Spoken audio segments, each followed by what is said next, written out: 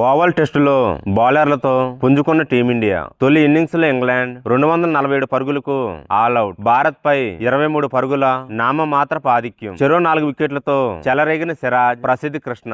England తరపున Crawley, Brooke half సెంచరీలు. రసవత్తరంగా మారిన 5వ టెస్టు.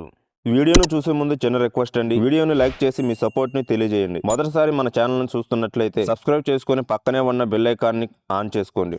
అండర్సన్ టెండూల్కర్ ట్రోఫీలో భాగంగా ఇంగ్లాండ్ తో జరుగుతున్న 5వ టెస్టులో భారత బౌలర్లు అద్భుతంగా పుంజుకున్నారు. పేసర్లు మహమ్మద్ సిరాజ్, ప్రసిద్ధ్ కృష్ణ చెరో 4 వికెట్లతో చెలరేగడంతో ఇంగ్లాండ్ తొలి ఇన్నింగ్స్ లో 247 పరుగులకు ఆల్అౌట్ అయింది. దీంతో భారత్ పై కేవలం 23 పరుగుల స్వల్ప ఆధిక్యం మాత్రమే సాధించింది. ఒక దశలో భారీ ఆధిక్యం దిశగా సాగిన ఇంగ్లాండ్ భారత బౌలర్ల దాటికి అనూహ్యంగా కుప్పకూలింది. రెండో రోజు ఆటలో టీమిండియా తొలి ఇన్నింగ్స్ లో 224 పరుగులకు ఆల్అౌట్ కాగా అనంతరం ఇంగ్లాండ్ ఇన్నింగ్స్ దూకుడుగా ప్రారంభమైంది. ఓపెనర్లు కేవలం 12.4 ఓవర్లలోనే 92 పరుగుల భాగస్వామ్యం నెలకొల్పారు. ఓపెనర్ జాక్ క్రౌలీ 64 పరుగులతో హాఫ్ సెంచరీతో రాణించడంతో లంచ్ సమయానికి వికెట్ నష్టానికి 109 పరుగులు చేసి పటిష్ట స్థితిలో నిలిచింది. దీంతో ఇంగ్లాండ్ భారీ స్కోర్ సాధించి భారత్ పై పెద్ద ఆధిక్యం సాధిస్తుందని అంతా భావించారు. అయితే లంచ్ విరామం తర్వాత భారత బౌలర్లు విజృంభించారు. ముఖ్యంగా సిరాజ్ 4 వికెట్లతో తన పదునైన బంతులతో